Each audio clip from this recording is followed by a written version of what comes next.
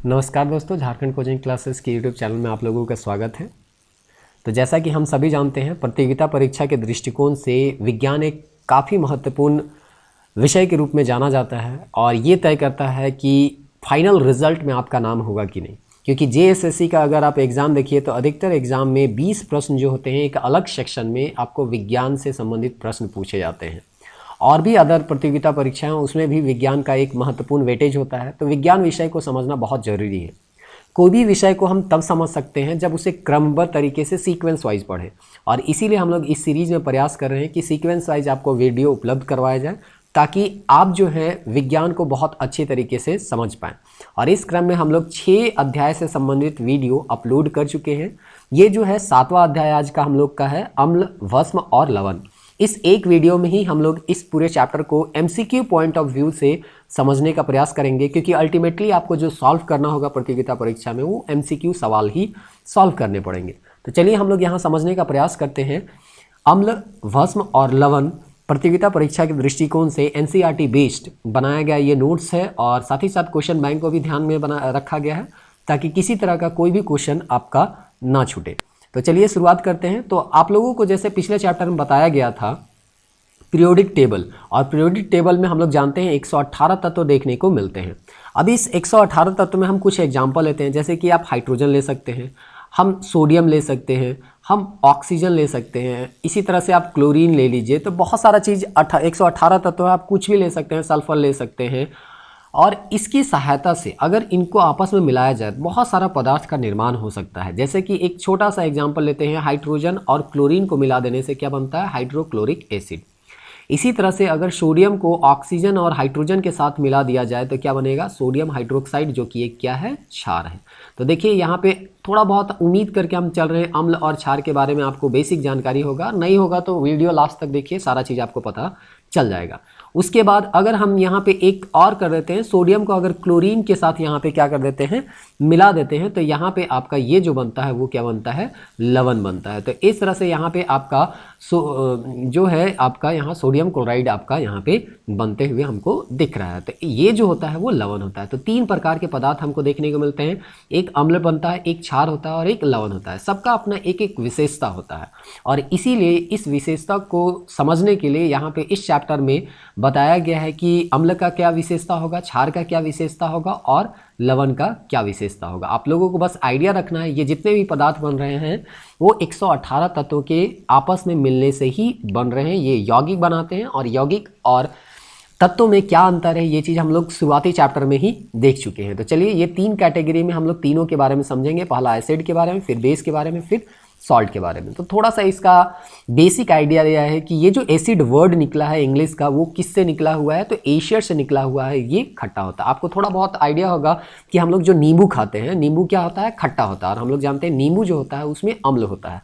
और इसीलिए हम लोग कहते हैं कि जो अम्ल होते हैं वो सामान्यतः खाने में वो खट्टे महसूस होते हैं। दूसरा चीज़ यहाँ पे होता है कि अगर इसको धातु के साथ अभिक्रिया करवाया जाए या जल में इसको डाला जाए तो यहाँ पे हाइड्रोजन जो गैस होता है वो मुक्त होता है, या हाइड्रोजन आयन जो होते हैं वो मुक्त होते हैं। तो सबसे मेन यहाँ पे अगर क्राइटेरिया देखा जाए तो यहाँ पे हाइड्रोजन आयन होता है, यानी किसी भी अम्ल को अगर पानी में डाला जाए तो वो जो है हाइड्रोजन आयन प्रोड्यूस करता है, तो हम कह सकते हैं कि वो एक अम्ल है। इसी प्रकार से अगर हम बेस का परिभाषा देखें, भस्म या क्षार जिसको हम लोग कहते हैं, तो ये स्वाद में कड़वा होता है। ये सब पूछेगा आपको क्वेश्चन में कि अम्ल स्वाद में कैसा होता है, क्षार कैसा स्वाद में होता है। और दूसरा चीज़, अगर क्षार को पानी में डाला जाए वो कौन सा आयन प्रदान करेगा, OH- आयन यहाँ पे प्रदान करेगा। तो 2 चीज़ याद रखना है अम्ल और क्षार के लिए, जो बेसिक एकदम आपको पता होना कि अम्ल स्वाद में खट्टा होता है और पानी में जलीय विलयन में ये H+ आयन देते हैं, जबकि क्षार जो होते हैं स्वाद में कड़वे होते हैं और पानी के जल में घुलकर ये OH- आयन देते हैं। तो इस तरह से ये दोनों का विशेषता होता है। अब यहाँ पे लवण कैसे बनता है, तो अम्ल और क्षार को मिला दीजिए तो एक दूसरे को न्यूट्रल करते हुए जो पदार्थ बनता है उसको हम लोग लवण कहते हैं। ये तो बेसिक आइडिया हो गया कि अम्ल क्या होगा, क्षार क्या होगा और लवण। अब हम लोग डिटेल में यहाँ पे समझेंगे कि अम्ल किस तरह से रिएक्शन करते हैं, उसके बाद उसका क्या क्या विशेषता है, उसके बाद क्षार समझें, फिर लवण समझेंगे, फिर विशेष रूप से कौन कौन से लवण है इसको भी हम लोग यहाँ समझने का प्रयास करते हैं। तो अगर वीडियो अच्छा लग रहा है तो इसे लाइक कर सकते हैं, दोस्तों के साथ शेयर भी कर सकते हैं। तो चलिए हम लोग शुरुआत करते हैं। यहाँ पे दिया गया है सबसे पहले इसका अभिक्रिया के बारे में। अगर आप हाइड्रोक्लोरिक एसिड को जल में आप क्या करते हैं, डिजोल्व करते हैं, वहाँ पे डालते हैं, तो जैसा कि अभी बताया गया है, एक बाकी ये दूसरा क्या मिल रहा है उससे कोई लेना देना नहीं, एक चीज़ आपको ध्यान में रखना है, हाइड्रोजन आयन मिल रहा है कि नहीं। अगर मिल रहा है तो हम कहेंगे ये जो है हाइड्रोक्लोरिक जो पदार्थ है वो क्या होगा, एक एसिड होगा, इसीलिए हम लोग कहते हैं ये हाइड्रोक्लोरिक एसिड है। अब जैसे अभी हम आप लोगों को कहे थे कि यहाँ पे आप लोगों को क्वेश्चन बैंक को भी ध्यान में रखा गया है और उस तरह से नोट्स बनाया गया है। तो यहाँ पे पिछला जो क्वेश्चन बैंक आप देखिएगा तो हाइड्रोक्लोरिक का बहुत सारा नाम है, उनमें से कुछ कुछ नाम आपको पूछा गया है MCQ पॉइंट ऑफ व्यू से। तो इस तरह से यहाँ पे नोट्स में डाला गया है कि इसका और क्या नाम हो सकता है। तो इसका नाम म्यूटेरिक एसिड बोलते हैं, स्पिरिट ऑफ सॉल्ट के नाम से भी जाना जाता है, हाइड्रोनियम क्लोराइड के नाम से जाना जाता है, फिर है क्लोरोहाइड्रिक एसिड के नाम से भी जाना जाता है, और म्यूरेटिक एसिड के नाम, ये रिपीटेड हो गया है यहाँ पे, तो ये दोनों आपका सेम ही होगा। तो इस तरह से ये 3-4 नाम आप लोगों को एक्स्ट्रा है, वो चीज़ आपको ध्यान में रखना है, क्योंकि ये सवाल पूछे गए हैं पिछले कई प्रतियोगिता परीक्षा में। इसका जो अपीयरेंस है किस तरह से दिखता है, तो कलरलेस दिखता है, ट्रांसपेरेंट लिक्विड के टाइप से, पानी टाइप से आप कह सकते हैं, ये दिखता है। इसी तरह से नाइट्रिक एसिड है, इसको भी पानी में डिजोल्व कीजिएगा तो कौन सा आयन देगा, H+ आयन यहाँ पे देगा।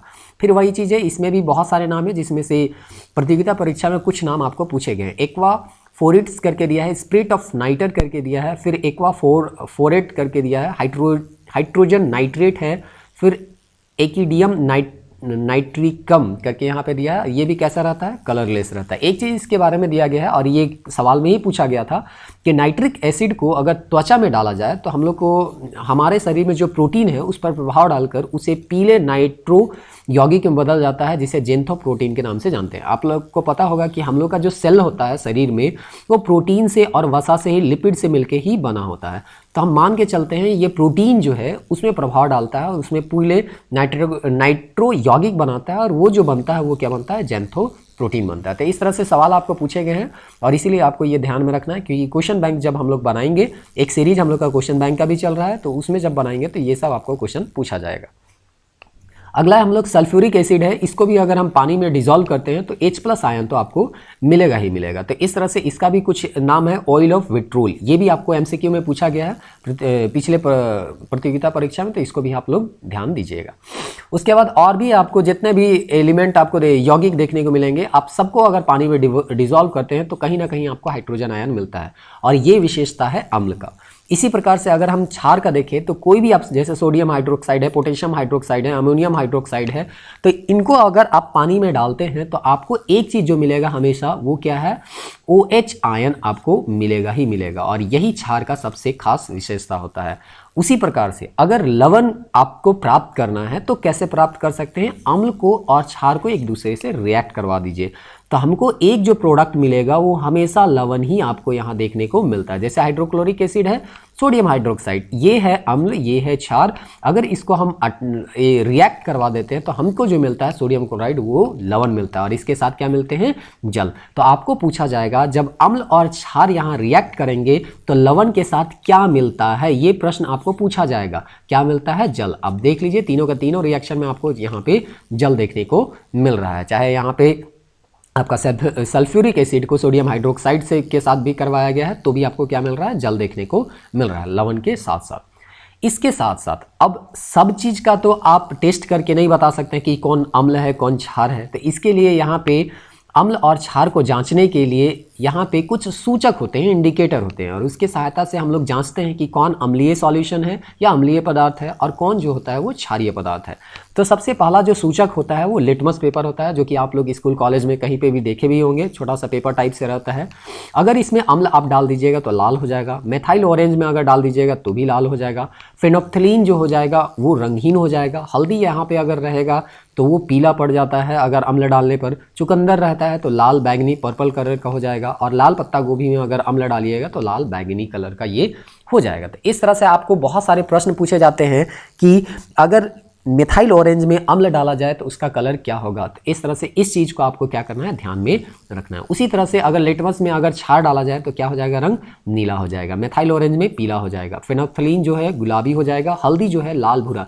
इसमें देखिए आप थोड़ा सा साइंस जो होता है सीधे सीधे क्वेश्चन नहीं पूछा जाता है। मानिए चलिए आपको पूछा जाएगा कि आपके शर्ट में या कपड़े में हल्दी का कलर यहाँ पे या हल्दी गिर जाता है, अगर उसे आप साबुन से धोते हैं तो उसका कलर कैसा होगा? तो हम जानते हैं साबुन जो होता है वो क्षारीय होता है, और क्षार का जो कलर होगा अगर अम्ल के सॉरी हल्दी में पड़ेगा तो कैसा होगा? लाल भूरा। तो इस तरह से थोड़ा सा कॉन्सेप्ट के साथ भी आपको पढ़ना होगा। रट्टू तोता जैसा अगर हम लोग इसको याद करने का प्रयास करेंगे तो हो सकता है कहीं पे आपको कुछ क्वेश्चन जो है वो ना बने। इसीलिए साइंस विषय है, विज्ञान विषय है, विज्ञान को समझना ही सबसे अच्छा रहता है। उसके बाद अगर चुकंदर में डालिएगा तो इसका कलर नीला देता है, और लाल पत्ता गोभी में अगर आप क्षार डाल देते हैं तो उसका कलर हरा हो जाता है। इस तरह से ये भी प्रश्न में पिछले साल में पूछे गए हैं कि लिटमस पेपर जो रहता है वो थैलाफाइटा समूह का रहता है और लाइकेन पौधे से ये निकलता है।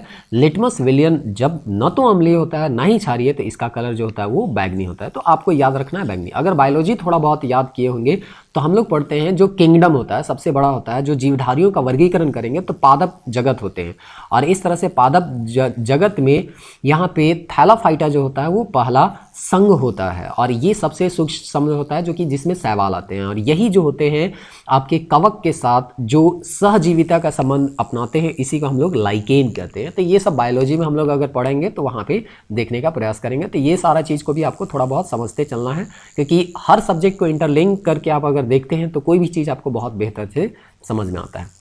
अब चलिए एसिड के और कुछ बहुत गुण होते हैं उसको देख लेते हैं। तो सबसे पहला यहाँ पे दिया गया है, एसिड को दो प्रकार में हम बांट सकते हैं, एक बोलते हैं ऑर्गेनिक और एक को बोलते हैं मिनरल्स। ऑर्गेनिक किसको कहेंगे? जो चीज़ हमको प्लांट से मिल रहा है या यहाँ पे आपको एनिमल में मिल रहा है तो उसको हम लोग ऑर्गेनिक कह सकते हैं। जैसे हम लोग बोलते हैं ना ऑर्गेनिक खेती, जिसमें हम लोग जो होते हैं वो जो होते हैं रासायनिक खाद के बदले कोई गोबर हो गया, इस तरह के चीज़ को हम लोग जैविक चीज़ को यूज करते हैं, पेड़ पौधा का पत्ता का सड़ा हुआ गला हुआ पत्तों को यूज करते हैं। तो इस तरह से यहाँ पे ऑर्गेनिक एसिड क्या हो गया? जो प्लांट में मिले या एनिमल वगैरह में मिले, जैसे कि एसिटिक एसिड हो गया, लैक्टिक एसिड हो गया, सिट्रिक एसिड हो गया।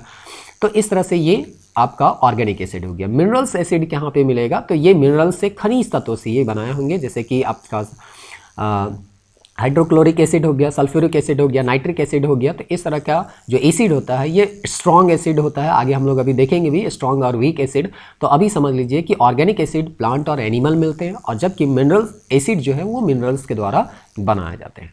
अब यहाँ पे ये भी बहुत महत्वपूर्ण है एमसीक्यू पॉइंट ऑफ व्यू से। ये जो आपको यहाँ पे एक लिस्ट दिख रहा है वो सबसे महत्वपूर्ण है। यहाँ से देखिए, संतरा और नींबू में कौन सा अम्ल पाया जाता है? ये बहुत प्रतियोगिता परीक्षा में अधिकतर में इस तरह के प्रश्न पूछे जाते हैं। अम्ल क्षार से इसी तरह से प्रश्न पूछे जाते हैं। तो संतरा और नींबू में जो अम्ल पाया जाता है वो सिट्रिक अम्ल होता है। सेब में जो होता है वो मैलिक अम्ल होता है। इमली और अंगूर में जो होता है वो टार्टरिक अम्ल होता है। सिरका में अगर देखिए तो एसिटिक अम्ल पाया जाता है। दही में जो होता है वो लैक्टिक एसिड पाया जाता है। टमाटर में ऑक्जेलिक एसिड पाया जाता है। अम्लपित्त जो आपका पेट होता है उसमें जठर ग्रंथि होता है और उसमें जठर रस निकलता है, उसमें HCl का मात्रा रहता है। तो इस तरह से ये है। चाय में आपका टैनिक अम्ल होता है। विटामिन सी में आपका एस्कॉर्बिक एसिड होता है। चींटी और मधुमक्खी में ये बहुत ज़्यादा पूछा गया है। फॉर्मिक एसिड यहाँ पे रहेगा, या मेथनोइक एसिड के नाम से इसको जानते हैं। दोनों नाम आपको मिल सकता है, या तो फॉर्मिक अम्ल या तो मेथनोइक एसिड के तौर पे आपको यहाँ पे जाना जाता है। तो इस तरह से इसको आप लोग याद कर लीजिएगा। ये प्रश्न बहुत इंपॉर्टेंट रूप से माना जाता है, क्योंकि इसमें से बहुत सारे प्रश्न पूछे जाते हैं। अब चलिए यहाँ पे जो चीज़ हम लोग पहले ही पढ़ चुके हैं उसको थोड़ा सा यहाँ रिपीटेड करते हुए इसका गुण दिया गया है कि स्वाद में खट्टा होता है, और ये विषैले और तीव्र एसिड अटैक आप लोग सुने ही होंगे। सल्फ्यूरिक एसिड जो होता है वो कहाँ पे होता है? मोटर गाड़ी के बैटरी में प्रयोग किया जाता है। नाइट्रिक एसिड अनेक प्रकार के खाद्य और विस्फोटक बनाने में इस चीज़ का प्रयोग होता है। विषैला होता है कार्बोक्सिलिक या फिनॉल जो होता है, घर में सांपों कीड़ा मकोड़ा को साफ करने के लिए हम लोग जब पानी में डालते हैं पोछा करने वाला में, तो फिनॉल वगैरह सब डाल के हम लोग उसको रूम को साफ करने का प्रयास करते हैं। उसके बाद है नीला लिटमस पत्र जो होता है वो लाल करता है। ऐसा हम लोग अभी लिस्ट में ही देख चुके थे कि किस तरह से ये होता है। कुछ रासायनिक अभिक्रिया को भी आपको पूछा जाता है कि अगर अम्ल जो होता है वो धातु के साथ अभिक्रिया करेगा तो क्या होगा, धातु के कार्बोनेट के साथ करेगा तो कौन सा गैस रिलीज करेगा, या क्या चीज़ प्रोडक्ट निकलता है। इस तरह से सवाल भी पूछे जाते हैं, एनसीईआरटी से पूछे जाते हैं। आजकल ग्रुप डी में जो प्रश्न पूछे जा रहे हैं वो भी स्टेटमेंट बेस है और वो एनसीईआरटी से ही पूछे जा रहे हैं, तो आपको ध्यान में रखना है। तो चलिए देखते हैं। सबसे पहले यहाँ पे बोलता है धातु के साथ अभिक्रिया करता है तो क्या देता है? हाइड्रोजन गैस प्रदान करता है। चाहे जो भी दे, लेकिन एक चीज़ जो रहेगा वो कॉमन, वो क्या रहेगा? हाइड्रोजन। तो यहाँ पे देखिए जिंक एक धातु है और यहाँ सल्फ्यूरिक एसिड है, ये एसिड है। तो इस तरह से ये एसिड जो यहाँ पे स्मॉल एल होगा, एसिड जो होगा, तो यहाँ पे जो आप रिएक्ट करेगा धातु के साथ तो यहाँ पे एक चीज़ जो कॉमन मिलेगा वो क्या है? Hydrogen gas. इसी प्रकार से यहाँ पे धातु के कार्बोनेट या बाइकार्बोनेट के साथ रिएक्ट करता है तो क्या प्रदान करेगा, तो लवण प्रदान करेगा, जल प्रदान करेगा और कार्बन डाइऑक्साइड गैस प्रदान करेगा। तो देखिए ये जल आपको दिख रहा है, कार्बन डाइऑक्साइड, ये तीनों जितना भी रिएक्शन ये सब क्या है, कॉमन है, जल और कार्बन डाइऑक्साइड। और ये जो लवण है वो सब में प्रोडक्ट पे डिपेंड कर रहा है कि यहाँ पे इसके कौन से प्रोडक्ट का यूज हुआ गया है, और इस तरह से यहाँ पे आपका उसी तरह से आपका क्या होगा, उत्पाद बनेगा। तो इस तरह से यहाँ पे ये जो है आपका जिंक कार्बोनेट है, तो ये एक प्रकार का देखिए यहाँ पे लिखा गया है कार्बोनेट या बाइकार्बोनेट। तो हो सकता है कार्बोनेट भी हो जाए या सोडियम बाइकार्बोनेट यहाँ यूज किया है तो बाइकार्बोनेट भी, या हाइड्रोजन कार्बोनेट के नाम से भी इसको हम लोग जानते हैं, तो ये भी होता है।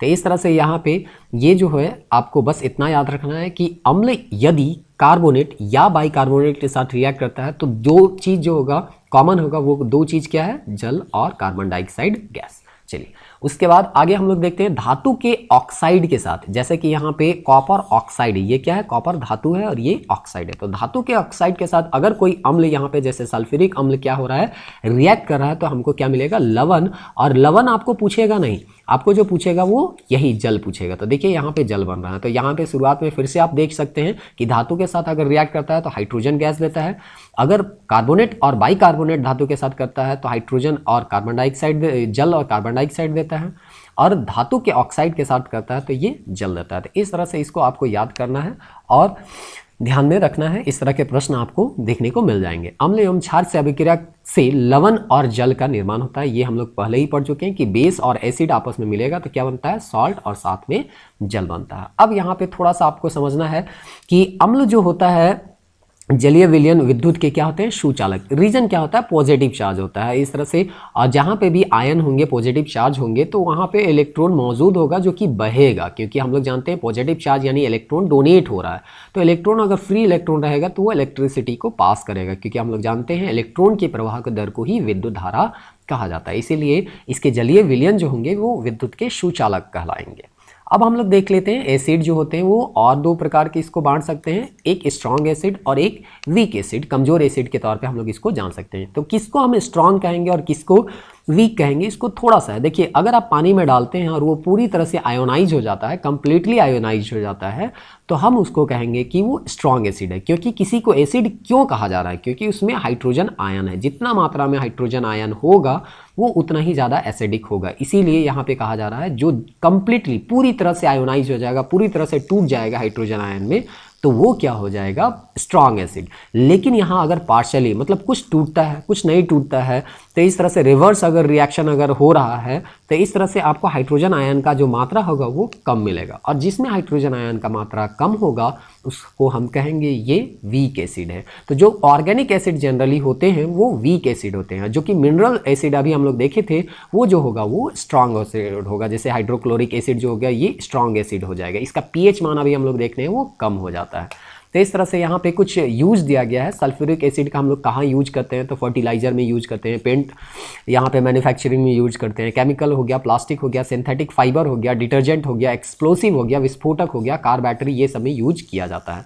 उसी तरह से हाइड्रोक्लोरिक एसिड का टेक्सटाइल वस्त्र उद्योग में किया जाता है, फूड में किया जाता है, लेदर जो चमड़ा उद्योग है उसमें किया जाता है। बोरिक एसिड जो है देखिए गर्मियों के दिन में बहुत ज़्यादा पसीना आता है, हम लोगों को क्या हो जाता है, बहुत खुजली लगने लग जाता है। तो इस तरह से घमौरी नाशक पाउडर जो होता है, टेल्कोम पाउडर के नाम से भी इसको जानते हैं, तो इस तरह से यहाँ पे बोरिक एसिड में यहाँ पे प्रयोग किया जाता है। मेथाइल सिलिकेट करके यहाँ पे दिया गया है, इसका उपयोग जो होता है दर्द निवारक मरहम के रूप में, जैसे कि हम लोग आयोडेक्स का यूज करते हैं तो वहाँ पे ये चीज़ मौजूद रहता है, जो कि आपका जो मसल्स है उसको दर्द से थोड़ा सा राहत पहुँचाने का ये काम करता है। तो इस तरह से इसके यूज हैं, ये पूछे गए हैं MCQ में, इसीलिए आप लोगों को इसको ध्यान में रखना है। अब हम लोग देखते हैं बेस इसके रासायनिक गुण। देखिए आज एक ही वीडियो में इसको समाप्त करने वाले हैं और इसीलिए थोड़ा सा ये वीडियो लंबा हो रहा है, तो आप लोग इसको देखिए, ये चैप्टर आप लोगों का किसी तरह का कोई दिक्कत आपको नहीं होगा। तो चलिए देखते हैं क्षार के बारे में। रासायनिक गुण, लाल लिटमस पत्र को नीला करता है, तो ये चीज़ हम लोग पढ़ चुके हैं। स्वाद में कड़वा होता है, चिकना जैसा होता है, अगर इसको छुइएगा साबुन जैसा होता है, साबुन में भी प्रयोग किया जाता है। क्षार धातु के साथ अभिक्रिया करके धातु के लवण तथा हाइड्रोजन गैस, आपको जो पूछेगा वो यही पूछेगा कि ये हाइड्रोजन गैस मुक्त हो रहा है। उसके बाद यहाँ अधातु के ऑक्साइड के साथ अभिक्रिया करते हैं, लवण तथा जल प्रदान करते हैं। इस तरह से यहाँ पे एक लवण है और यहाँ पे जल आपको यहाँ देखने को मिल जाएगा। उसी प्रकार यहाँ क्षार अम्ल के साथ अभिक्रिया करके लवण तथा जल बनाते हैं। ये चीज़ फिर से रिपीट हो रहा है, वही चीज़ है, अम्ल क्षार के साथ, यहाँ क्षार लवण अम्ल के साथ रिएक्ट कर रहा है तो क्या मिलेगा, लवण और जल मिलेगा। चलिए यहाँ पे भी स्ट्रॉन्ग और वीक है, तो वही बात है, जिसमें OH आयन पूरी तरह से आयोनाइज हो जाएगा उसको हम लोग स्ट्रॉन्ग कहेंगे, जिसमें पूरी तरह से आयोनाइज नहीं होगा उसको हम लोग क्या कहेंगे, वीक कहेंगे। तो कंप्लीटली आयोनाइज होता है तो स्ट्रॉन्ग, पार्शली आयोनाइज होता है तो वीक होता है।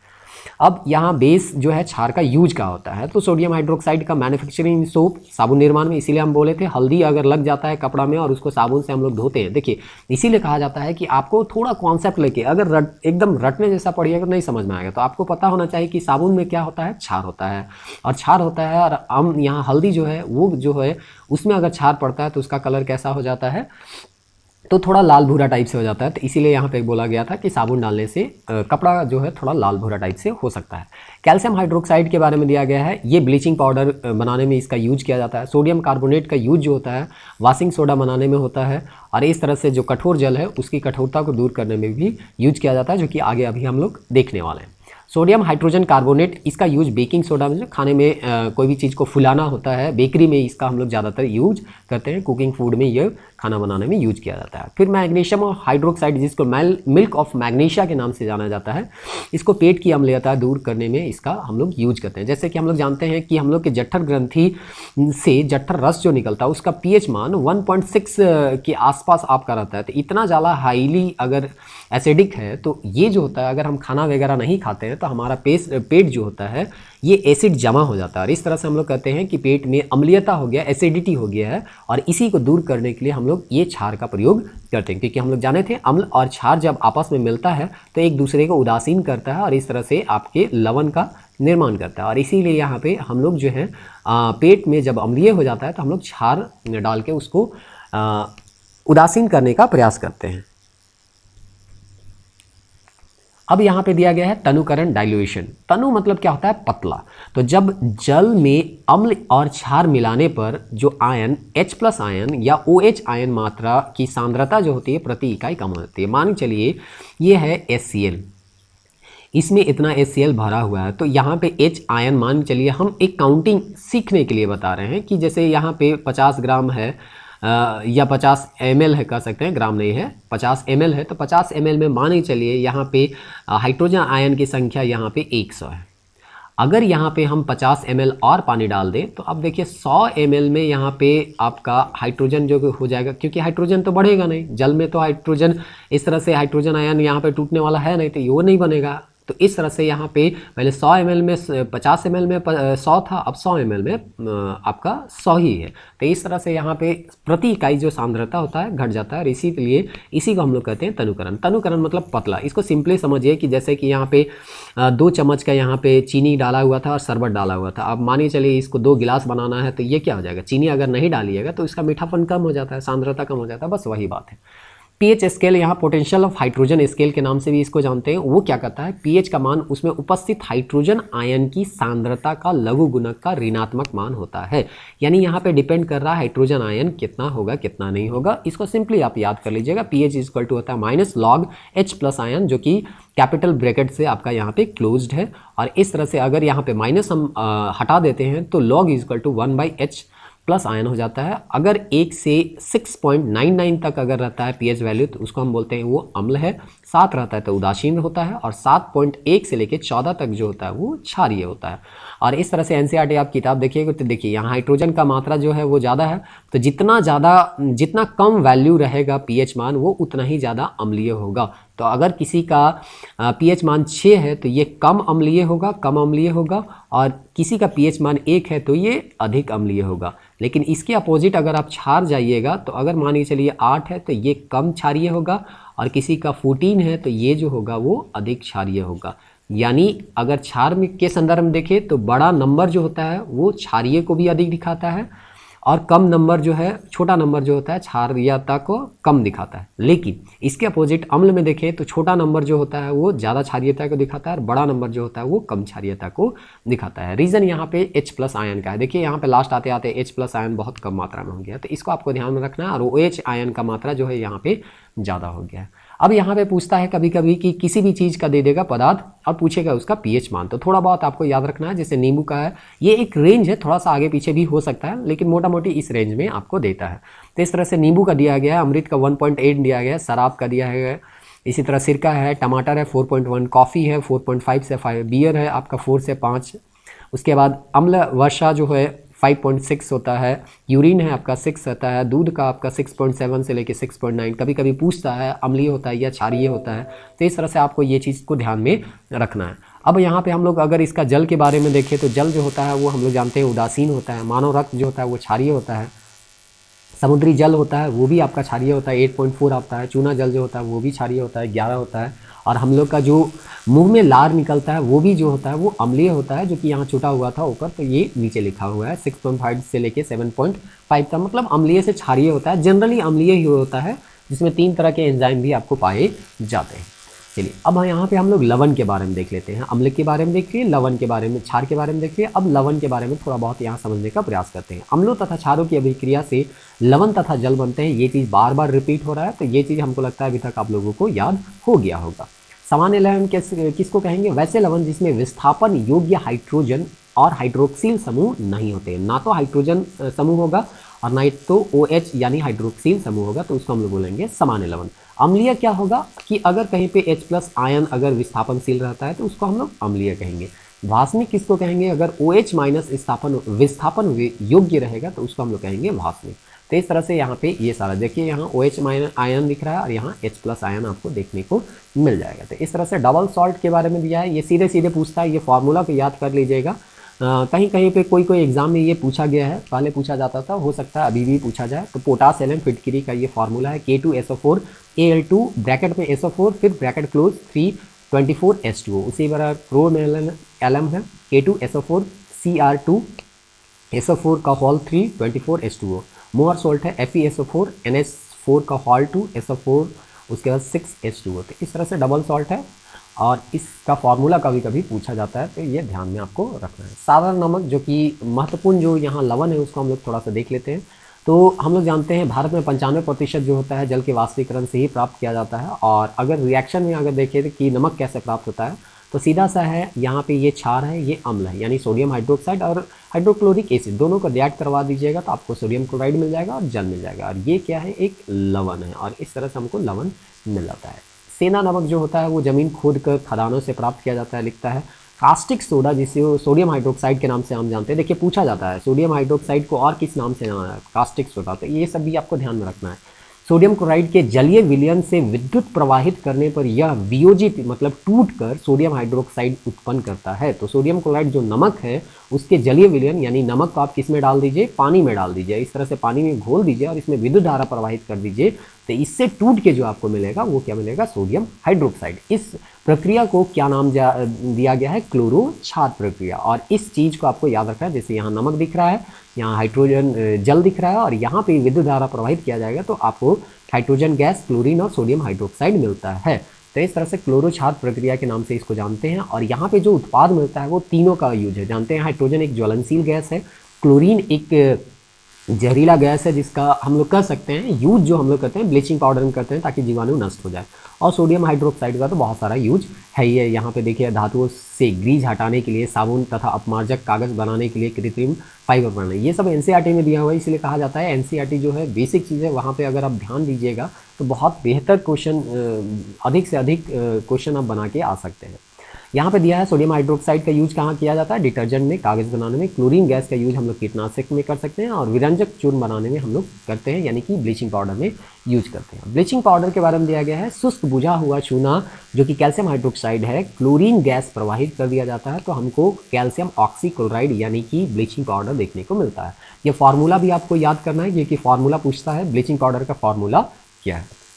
उसके बाद इसका उपयोग दिया जाता है। ब्लीचिंग पाउडर का उपयोग क्या होता है? जीवाणु, जो पेयजल है जीवाणु मुक्त करने के लिए, वस्त्र उद्योग में भी होता है, कागज उद्योग में होता है, लॉन्ड्री साफ करने में, कपड़ों के विरंजक करने मतलब रंग को छुड़ाने में इसका यूज होता है।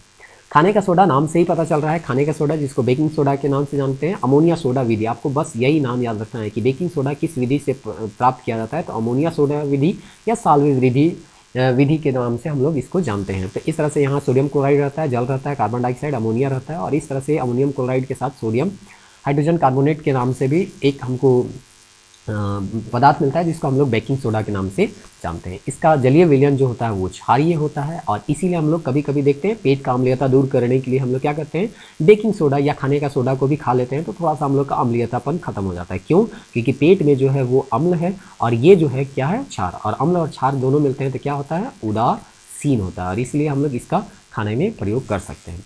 उसके बाद यहाँ पे दिया गया है सोडियम बाइकार्बोनेट या सोडियम हाइड्रोजन कार्बोनेट अम्लों को उदासीन करता है तथा अभिक्रिया के फलस्वरूप कार्बन डाइऑक्साइड गैस भी देता है, और इस तरह से यही कार्बन डाइऑक्साइड गैस के कारण जो पाव होता है या पारोटी जिसको हम लोग बोलते हैं वो क्या होता है, या कोई भी चीज़ खाद्य पदार्थ होता है वो फूलने लगता है, इस तरह से नर्म हो जाता है वो चीज़ खाने में। तो इस तरह से बेकिंग पाउडर का यूज किया जाता है। उसके बाद है कि गर्म करने पर यह सोडियम कार्बोनेट और कार्बन डाइऑक्साइड गैस में बनता है। तो इसी चीज़ को आप गर्म कर दीजिएगा तो सोडियम कार्बोनेट बन जाएगा, कार्बन डाइऑक्साइड गैस और जल बन जाएगा। और यही सोडियम कार्बोनेट जो होता है वो जो होता है अभी आगे इसका हम लोग यूज करेंगे आपका धोने का सोडा में। तो बेकिंग सोडा का उपयोग में यहाँ दिया है, रसोई घर में यूज करते हैं या पावरोटी या केक बनाने में यूज करते हैं। देखिए ये थोड़ा कड़वा होता है क्योंकि हम लोग जानते हैं क्षार जो होता है वो खाने में क्या होता है, कड़वा होता है, और ये विलयन जो है वो क्षारीय विलयन है, तो इसीलिए यहाँ पे अम्ल डाल दिया जाता है, टार्टरिक अम्ल डाल दिया जाता है। आपको पता होगा, अगर वीडियो थोड़ा सा पुराना वाला याद होगा, अभी पीछे जो हम लोग पढ़े थे, तो टार्टरिक अम्ल कहाँ मिलता है, इमली और अंगूर में, तो उसका जो स्वाद रहता है वो स्वाद यहाँ पे थोड़ा बहुत आ जाता है। अग्निशामक में भी चूंकि कार्बन डाइऑक्साइड एक भारी गैस है और इसका यूज किया जाता है, तो भारी गैस होता है तो वो ऑक्सीजन को ऊपर भेज देता है और कार्बन डाइऑक्साइड ये जो आता है वो नीचे आ जाता है, और इस तरह से ऑक्सीजन से संपर्क टूट जाने के कारण यहाँ पे जो भी चीज़ जल रहा होता है उसको ऑक्सीजन नहीं मिलता है, और बिना ऑक्सीजन के सहायता से कोई भी चीज़ जलता नहीं, ये चीज़ हम लोग जानते हैं। तो इस तरह से इनो के रूप में होता है, जैसा अभी हम बताया कि इनो भी एक तरह से क्षार का ही काम करता है जो कि पेट की अम्लीयता को दूर करता है। धोने का सोडा अभी हम लोग देखिए सोडियम कार्बोनेट निकलता है, बस इसमें जल 10H2O यहाँ पे डाल दिया जाता है या ऐड हो जाता है, तो ये धोने का सोडा यहाँ पे बन जाता है, और इसको भी उसी विधि के द्वारा यहाँ पे बनाया जाता है, अमोनिया सोडा विधि। इसका उपयोग हम लोग कहाँ करते हैं, कांच साबुन उद्योग वगैरह सब में करते हैं, कपड़ा धोने, नाम ही है धोने का सोडा, तो इसलिए धोने का यूज में करते हैं। अब यहाँ पे थोड़ा सा कठोर जल के बारे में दिया गया है कि किसको हम लोग कठोर जल बोलेंगे। तो दो प्रकार का जल में कठोरता पाया जाता है, एक जो होता है अस्थायी होता है और एक जो होता है वो स्थायी होता है। अस्थायी में बोला जाता है कैल्शियम और मैग्नीशियम, याद कीजिएगा कैल्शियम और मैग्नीशियम का हाइड्रोजन कार्बोनेट होता है, ये आपको MCQ में पूछा जाएगा, और इस तरह से इसको उबाल के हम लोग क्या कर सकते हैं, मतलब गर्म कर दीजिए तो दूर हो जाता है। लेकिन स्थायी कठोरता में क्या होता है, कैल्शियम और मैग्नीशियम के क्लोराइड तथा सल्फेट यहाँ पे पाया जाता है। देखिए कैल्शियम और मैग्नीशियम के हाइड्रोजन कार्बोनेट पाए जाते हैं, जबकि यहाँ पे बोल रहा है कि कैल्शियम और मैग्नीशियम के क्लोराइड और सल्फेट के रूप में ये मौजूद होते हैं, और उबालने से ये दूर नहीं होता। यानी अस्थायी कठोरता वाला जल जो होता है, इसमें आप देखे होंगे कि कहीं कहीं पे साबुन अगर लगा रहे हैं तो वो साबुन में झाग नहीं आ रहा है, तो वो कठोरता आपको दिखाई देता है।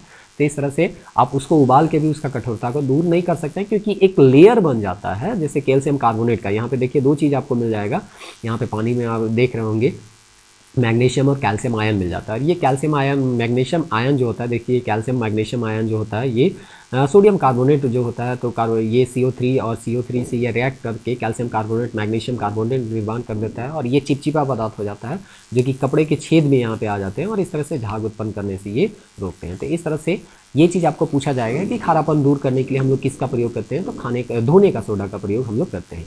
देखिए इसका उपयोग बोरेक्स के उत्पादन में भी किया जाता है, जो कि सोडियम के एक अयस्क के तौर पे इसको हम लोग जानते हैं।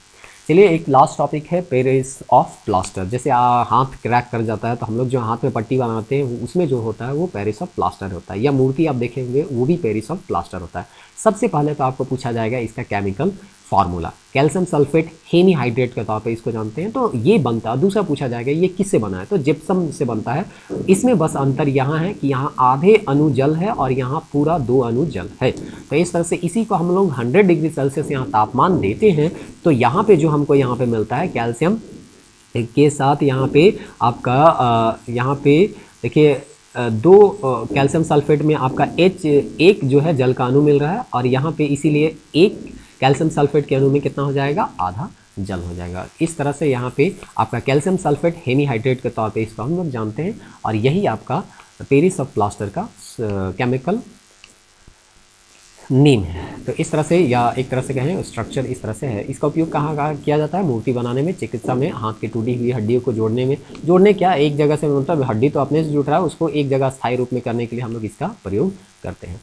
एक छोटा सा टॉपिक है अम्ल राज। आप लोग सुने होंगे कि घर में पहले आता था, गांव-गांव में आता होता था और बोलता था सोना वोना को साफ़ कर देंगे कि गंदगी हो गया है, तो उसको वहाँ पे डालता था और उसमें क्या होता था, कुछ सोना घुल जाता था। तो उसमें जो नीचे वाला सोना था वो ऊपर आते हुए दिखता है और इस तरह से हमको थोड़ा नयापन दिखता है, मतलब ऊपर का जो गंदगी के साथ सोना भी घुल गया, बस यही समझिए।